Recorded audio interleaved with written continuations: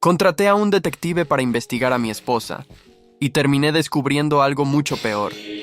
Hola, me llamo Rodrigo Sosa, tengo 34 años y lo que voy a contar fue la decisión más difícil y a la vez más necesaria que tomé en toda mi vida.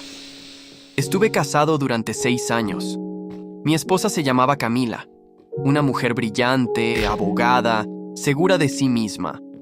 El tipo de persona que te hace pensar que estás con alguien intocable. Durante los primeros años todo era normal. Risas, trabajo, viajes, lo que cualquiera esperaría de un matrimonio estable. Pero con el tiempo, empecé a notar detalles. Cosas pequeñas, mensajes que borraba rápido, llamadas que atendía en el patio o salidas de trabajo a horas absurdas. Yo no soy de los que se hacen ideas sin pruebas, así que esperé. Durante meses.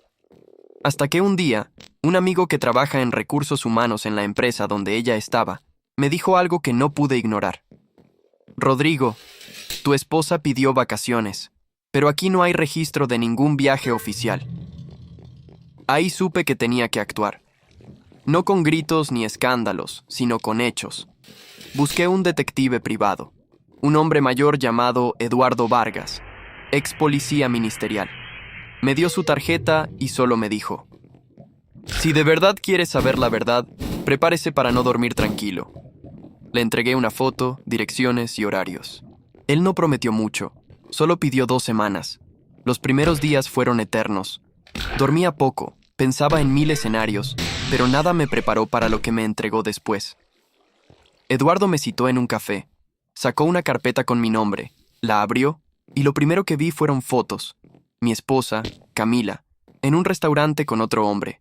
Después, entrando con él a un hotel y luego, saliendo horas después, riendo. No tuve palabras, solo sentí cómo me ardía el pecho. El detective no habló mucho, solo me dejó un USB y me dijo: ahí está todo. Si quiere seguir con esto, tenga cuidado. No se trata solo de infidelidad. No entendía a qué se refería hasta que revisé los archivos.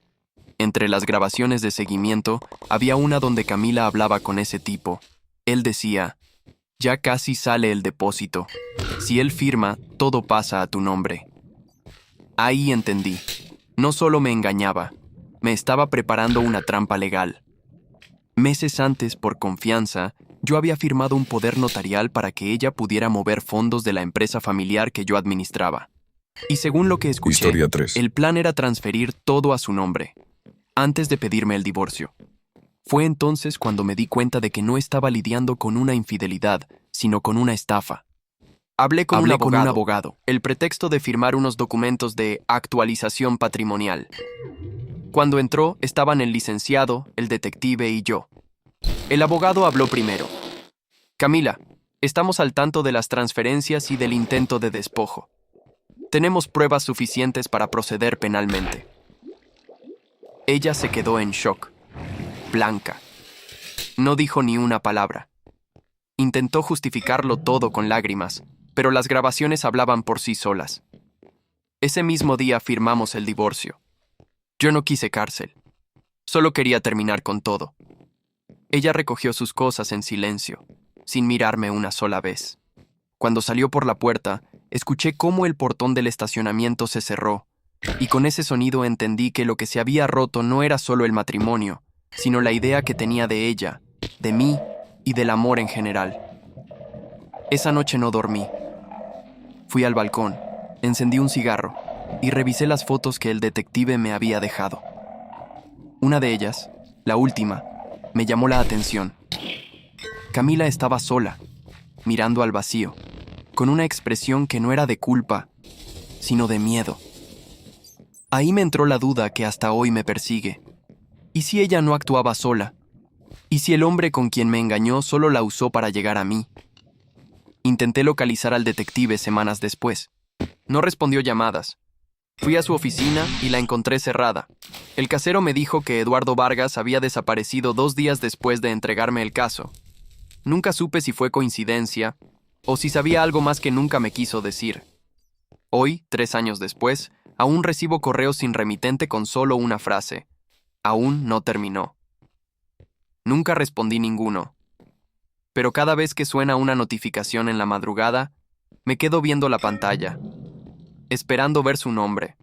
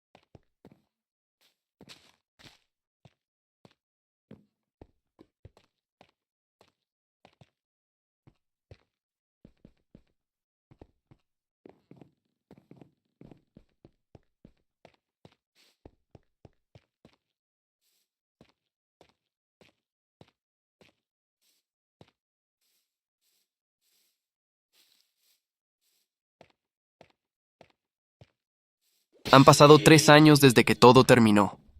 O al menos, eso pensé. El divorcio se firmó, ella desapareció del mapa y el detective, Eduardo Vargas, nunca volvió a contestar el teléfono. Lo di por cerrado, hasta que hace 2 meses empecé a recibir correos anónimos, sin asunto, sin remitente, solo una frase: aún no terminó. Al principio creí que era una broma, pero luego empezaron a llegar archivos adjuntos, fotos mías, actuales, saliendo del trabajo, caminando por el parque, incluso una donde aparezco en mi departamento, de noche, mirando por la ventana. Ahí supe que alguien me estaba siguiendo. Fui a la policía, mostré los correos, pero como no había amenazas directas, solo me recomendaron no responder y reforzar la seguridad del edificio. Me instalé cámaras, cerraduras nuevas y dejé de salir de noche. Pero eso no detuvo nada. Una madrugada, revisando los correos antiguos, noté que uno de los adjuntos tenía un archivo oculto. Lo abrí. Era un audio, muy distorsionado, pero reconocí la voz. Era Eduardo, el detective. Decía con la voz entrecortada: Rodrigo, no firmes nada más. Ellos no terminaron. Revisa la cuenta número 42923. No confíes en nadie. La grabación se cortó con un golpe seco, como si alguien hubiera tirado el micrófono. Revisé los documentos que quedaban de la empresa familiar y efectivamente, había una cuenta con esos números.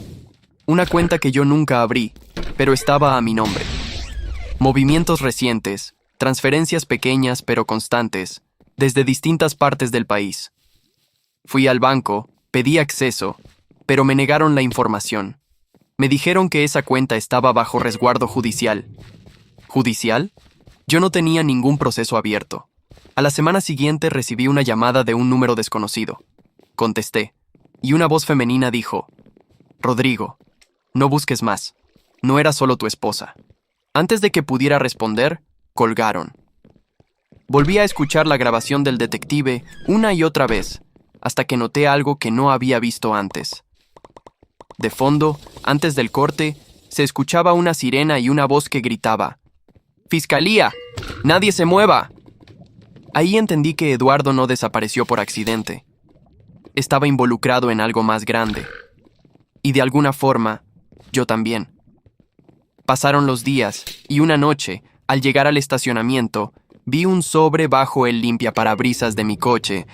Dentro había una sola hoja, una foto de Camila, mi exesposa. Pero no como la recordaba.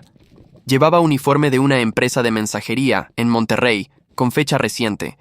Y abajo, con tinta roja, una frase escrita a mano: ella también está huyendo.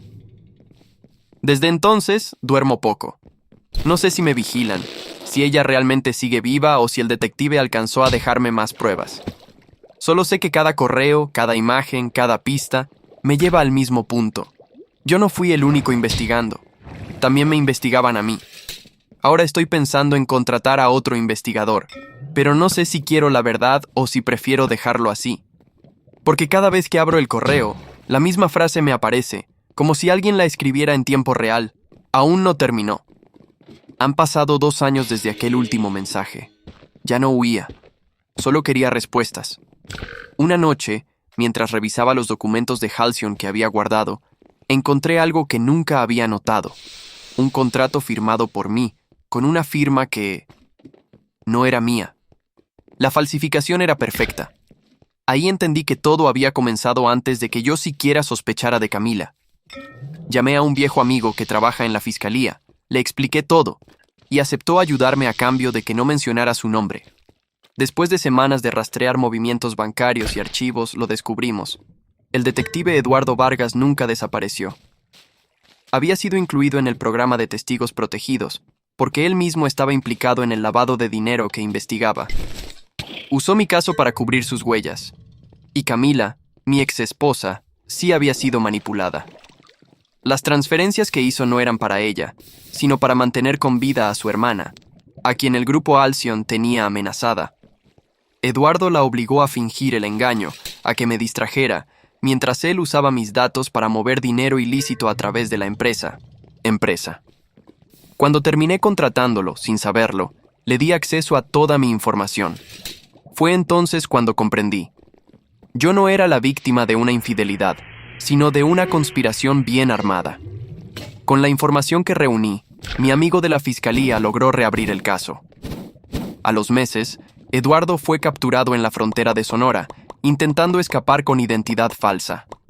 Declaró que todo lo había hecho por miedo, que Halcyon lo tenía amenazado también. Pero los registros bancarios lo hundieron. Sobre Camila, lograron localizarla en Chiapas. Vivía bajo otro nombre, trabajando en una tienda pequeña. Accedió a declarar. Dijo que sí me amó, pero que cuando se dio cuenta de lo que Eduardo planeaba, ya era demasiado tarde. No podía acercarse a mí sin ponerme en peligro. Su testimonio ayudó a desmantelar lo que quedaba del grupo Halcyon, y con eso, el caso se cerró. Definitivamente.